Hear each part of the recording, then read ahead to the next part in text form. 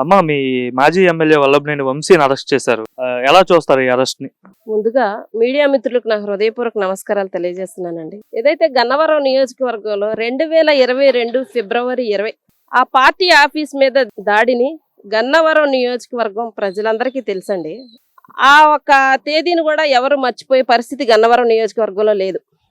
ఎందుకంటే ఒక ప్రజల చేత ఎన్నుకోబడిన ప్రజాప్రతినిధి సంఘ విద్రోహ శక్తుల్ని ప్రోత్సహిస్తూ ప్రజలకు మేలు చేయాల్సింది పోయి ఆ యొక్క ప్రజల మీద దాడులు చేయడం కానివ్వండి, హింసాపూరిత కక్షపూరితంగా పార్టీ ఆఫీస్ని ధ్వంసం చేయించడం, కార్లను తగలబెట్టించడం, ఆ రోజు మహిళా సోదరమణులను కూడానండి రాళ్లబెట్టి, అసలు చూస్తే ఆ సన్నివేశం ఆ డేట్ని తలుచుకుంటే చాలండి, అసలు కసి కట్టలు తెంచుకొని వస్తుంది.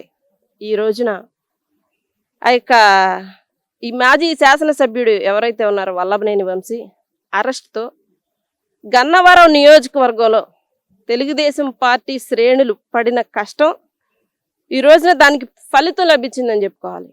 ఎందుకు వాళ్ళు అంటున్నారు అసలు అక్రమంగా అరెస్ట్ చేస్తున్నారు, ఏ తప్పు చేయకుండానే కేవలం కక్ష చర్యలు సాధిస్తున్నారని చెప్పి అంటున్నారు. ఏ తప్పు చేయకుండా చట్టం ఎవరిని అరెస్ట్ చేయదుగండి. గత ప్రభుత్వం ప్రశ్నిస్తే కేసులు, దాడులు, నిర్బంధాలు కార్యక్రమాలు, పార్టీ కార్యక్రమాలు చేయించుకొని చేసింది అది గత ప్రభుత్వం అండి. ఇది ప్రజాపాలన, ప్రజాస్వామ్య పాలన నడుస్తుంది ఇప్పుడు రాష్ట్రం మొత్తం. The great visionary leader Nara Chandrababu Naidu గారు క్రమశిక్షణకి ఆయన పెట్టింది పేరు. మనం ఒక ప్రజాప్రతినిధిగా నా వల్లభనేని వంశీ అప్పుడు నోటికి ఇష్టానుసారంగా మాట్లాడడం, ప్రజాప్రతినిధి అయ్యుండి ఇష్టానుసారంగా మాట్లాడి ఈరోజు ఈ స్థాయికి ఆయన గోతిని ఆయనే తవ్వుకున్నాడు. ఒకప్పుడు తెలుగుదేశం పార్టీ మునిగిపోయే నావ, ధర్మాట సత్యం వచ్చినా దాన్ని పైకి తీయలేడు అన్నాడు అని మాట్లాడిన వ్యక్తి వల్లభనేని వంశీ. పార్టీ ఆఫీస్ మీదకి దాడికి ప్రేరేపించిన వ్యక్తి వల్లభనేని వంశీ. మరి అతని దాడిని తెలుగుదేశం పార్టీ శ్రేణుల గురించి నేను మాట్లాడలేదండి, గన్నవరం నియోజకవర్గ ప్రజలందరూ కూడా హర్షించే రోజు ఈ రోజు. మీ కళ్ళల్లో కూడా ఆనందం కనిపిస్తుంది. ఏంటి అంత ఆనందం ఏంటి వంశీని అరెస్ట్ చేస్తే? ఆనందం కాదండి, చట్టం ముందు అందరూ సమానమే. అది ఒక మేడేపల్లి రమ అయ్యుండొచ్చు, వల్లభనేని వంశీ అయ్యుండొచ్చు, కొసరాజు సాయి అయ్యుండొచ్చు, పరుచూరు నరేష్ అయ్యండి, ఎవరైనా కానీ చట్టం ముందు అందరూ సమానమే. చట్టం తన పని తను చేసుకుంటా పోతుంది. గత ఫిబ్రవరి 20వ తారీఖున పార్టీ ఆఫీస్ మీద దాడి చేసి బాధితుల్నే నిందితులను చేశారు. దాడి చేసింది వాళ్లే, కార్లు తగలబెట్టింది వాళ్లే, నిందితులను చేసింది కూడా ఆ తెలుగుదేశం పార్టీ వాళ్ళనే. అరెస్ట్ చేసి ఈ సందర్భంలో ఒక విషయం చెప్పాలండి, అక్రమంగా కేసులు పెట్టడం కాదు, ఒక దళిత మహిళ, నేను దళిత మహిళనండి, నా మీద SC/ST అట్రాసిటీ కేసు పెట్టారు. అంటే చట్టాలను ఏ విధంగా ఉల్లంఘించారో చూడండి.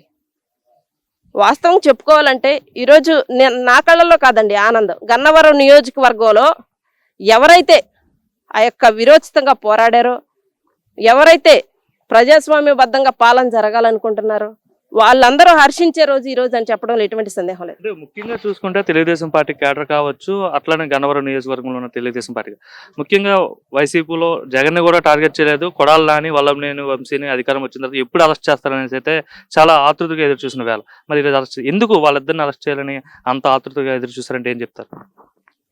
ఇప్పుడు తెలుగుదేశం పార్టీ కక్షపూరిత రాజకీయాల కేర్ ఆఫ్ అడ్రస్ కాదండి, అది వైసీపీ పార్టీ కక్షపూరిత రాజకీయాలు చేయడం అనేది.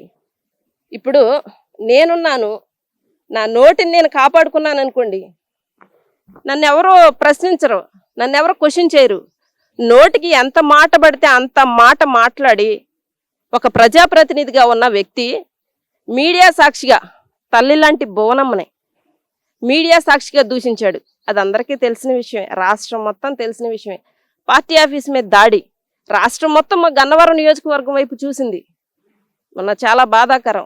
ఇక ఎవరైతే నిందితులు ఉన్నారో, పార్టీ ఆఫీస్ మీద దాడికి పాల్పడిన వాళ్ళు ఉన్నారో వాళ్ళకి బెయిల్ వచ్చిందని చెప్పి సత్యవర్ధన్ బలవంతంగా లొంగ తీసుకొని సత్యవర్ధన్తో వాంగ్మూలం ఇచ్చాడు. సోదరుడైతే అటువంటి వ్యక్తి కాదు. ఎంత ప్రలోభాలకు గురైతే ఆ వ్యక్తి అలా మాట్లాడుంటాడో మేమైతే అర్థం చేసుకోగలుగుతాం. ఆ వ్యక్తి అయితే అటువంటి వ్యక్తి కాదు. దాని పరిణామాలు త్వరలోనే చూస్తాం. మీ పేరన్నా? పేరు సాయిరామ్ అండి, గన్నవరం నియోజకవర్గం. గన్నవరం నియోజకవర్గం. ఏదన్నా మీ మాజీ ఎమ్మెల్యేని అరెస్ట్ చేశారు కదా, ఎలా ఫీల్ అవుతున్నారు? ఇందులో కొత్తగా ఫీల్ అవటానికి ఉంది. ఎవరు ఎంత చేసుకుంటే అంతా వాళ్ళకి దక్కుతుందని చెప్పి గతంలో పురాణాల నుంచి కూడా ఉంది.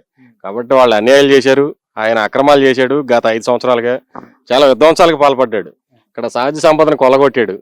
అదేవిధంగా ప్రతిపక్ష పార్టీల మీద దాడులు చేయించాడు, అక్రమ కేసులు పెట్టించాడు. కాబట్టి ఇన్నాళ్ళకి ఆ ప్రారంభం అనుభవిస్తున్నారని చెప్పి మేము అనుకుంటా ఉన్నాం. అంటే అక్రమంగా అరెస్ట్ చేశారని చెప్పి వైసీపీ నాయకులు మాట్లాడుతున్నారు. అక్రమంగా అరెస్ట్ చేయలేదండి, అక్రమాలు చేశాడు కాబట్టి అరెస్ట్ చేశారు.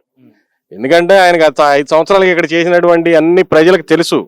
కాబట్టి గన్నవరం నియోజకవర్గంలో గతంలో ఎన్నడూ లేనటువంటి మెజారిటీని యార్లగడ్డ వెంకటరావు గారికి ఇచ్చి గెలిపించారు ప్రజలు. ఒక సుస్పష్టమైన తీర్పునిచ్చారు. ఎందుకంటే ఆ రోజున అభివృద్ధి పేరిట నువ్వు పార్టీ మారదా అని చెప్పి అప్పటి అధికార వైకాపా పార్టీలో చేరి ఇక్కడ చేసినటువంటి అకృత్యాలు అరాచకాలు అన్ని కావు. ఎదుటి పార్టీ నాయకుల మీద ఇళ్ల మీద దాడి చేయడం, వాళ్ళని వ్యక్తిగతంగా దూషించడం, చంద్రబాబు నాయుడు గారిని వ్యక్తిగతంగా దూషించడం, దమ్ముంటే చంద్రబాబు నాయుడు గారిని లేదంటే నారా లోకేష్ గారిని వచ్చి గన్నవరంలో పోటీ చేయమని ప్రగల్భాలు పలకటం, వీటిని చూసినటువంటి ప్రజలు విసికి వేసారిపోయి 2024 ఎన్నికల్లో సుస్పష్టమైన తీర్పునిచ్చారు. దాన్ని కాదని చెప్పి నువ్వు ఆ రోజున ఎప్పుడైతే తీర్పునిచ్చారో యార్లగడ్డ వెంకటరావు గారు 36,000 పైచీలకు ఓట్ల మెజారిటీతో ఏ రోజైతే గెలుస్తున్నాడు అని చెప్పి మధ్యాహ్నానికల్లా పసిగట్టి గంటల వ్యవధిలో ఇక్కడ ఉన్న తట్టా బొట్టా సర్దుకుని ఇక్కడి నుంచి పారారైనటువంటి వ్యక్తి వల్లభనేని వంశీమోహన్. ఈ రోజున తెరచాటు రాజకీయాలకు అలవాటు పడినటువంటి ఇతను గన్నవరం కేసుల్లో నేపథ్యంలో అక్కడ సాక్షిగా ఉన్నటువంటి సత్యవర్ధన్ని ఇతను కొంచెం ట్యాంపర్ చేసే విధానంలోకి వెళ్ళి అతన్ని కొంచెం రివర్స్ స్టేట్మెంట్ ఇప్పించే ప్రయత్నం చేయడం జరిగింది. ఇది మళ్ళీ కూడా ఈ వల్లభనేని వంశీ అనే వ్యక్తి ఒక రాంగ్ స్విచ్ ఆన్ చేశాడని చెప్పి మేము భావిస్తా ఉన్నాం. దానికి పర్యవసానం ప్రారంభం అతని చుట్టూ ఉన్న అనుచరులు కూడా అనుభవిస్తారని చెప్పి ఈ సందర్భంగా తెలియజేస్తా ఉన్నాం. అంటే ఏదైతే సత్యవర్ధన్ కేసు పెట్టాడో ఆ కేసు సంబంధించి ఆయన వాపస్ కూడా తీసుకున్నారు కదా, అఫిడవిట్ కూడా కోర్టులో ఇవ్వడం జరిగింది. సో మళ్ళీ ఇది కావాలనే అక్రమంగా తనని కక్ష సాధింపు చర్యల్లో భాగంగానే ఈ విధంగా ఇంకో కేసు పెట్టి అరెస్ట్ చేస్తున్నారని చెప్పి వైసీపీ వాళ్ళు కావచ్చు, వాళ్ళ మిస్సెస్ కావచ్చు, వీళ్ళందరూ అంటున్నారు. అదేనండి, ఇప్పుడు ఉన్న వివరాలు అన్నీ కూడా విత్ సీసీటీవీ ఫుటేజ్ అన్నీ కూడా పోలీసు వారి కోర్టుకి సమర్పించడం జరిగింది. ఈ విషయం కోర్టులో ఉంది. సత్యవర్ధన్ని వీళ్ళు బెదిరించి వాంగ్మూలం ఇప్పించారని చెప్పి కూడా మన పీపీ గారు కోర్టులో వాదించిన పరిస్థితి మనం చూసాం. కాబట్టి విచారణలో అన్ని విషయాలు వెలుగులోకి వస్తాయి. అతన్ని కిడ్నాప్ చేసి అతన్ని వాంగ్మూలాన్ని రివర్స్ స్టేట్మెంట్ ఇప్పించారని చెప్పి కూడా అభియోగం వచ్చింది. కాబట్టి వీటన్నిటి పరిణామాలు భవిష్యత్తులో మనం చూస్తాం. అంటే గతంలో ఏదైతే ముఖ్యంగా ఈ కేసు ఏదైతే ఉందో, ముఖ్యంగా ఏదైతే గన్నవరం పార్టీ ఆఫీస్ పై జరిగిన దాడి కోసం చెప్తారు, ఆ దాడిలో మరి వంశీ పాత్ర ఉందంటారా? ఖచ్చితంగా. చుట్టుపక్కల చెట్టును అడిగినా పుట్టబోయే బిడ్డను అడిగినా చెప్తారు. వల్లభనేని వంశీ నేరుగా తనే స్వయంగా రెక్కి నిర్వహించి ఇక్కడ తన అనుచరుల్ని అలాగే అరాచక శక్తుల్ని ఉసిగొల్పి ఆ రోజున మా ఇన్ఛార్జ్ అయినటువంటి బచ్చుల అర్జునుడు గారు ఆయన హాస్పిటల్లో ఉన్నప్పుడు ఆయనకి ఇబ్బందికరమైన పరిస్థితిలో కేడర్ ఉన్నప్పుడు ఆ రోజున చేసినటువంటి అరాచకం రాష్ట్రం మొత్తం ఆ రోజున చూసింది. ఖచ్చితంగా ఇది వల్లభనేని వంశీ చేసినటువంటి అరాచకం. దానికి ఇప్పుడు అతను అనుభవిస్తున్నాడని చెప్పి మేము భావిస్తా ఉన్నాం. బాబాయ్ మీ పేరు? గారు మీది గన్నవరం అయినా? వంశీని అరెస్ట్ చేయడం కరెక్ట్ అంటారా కాదంటారా? అరెస్ట్ చేయొచ్చు.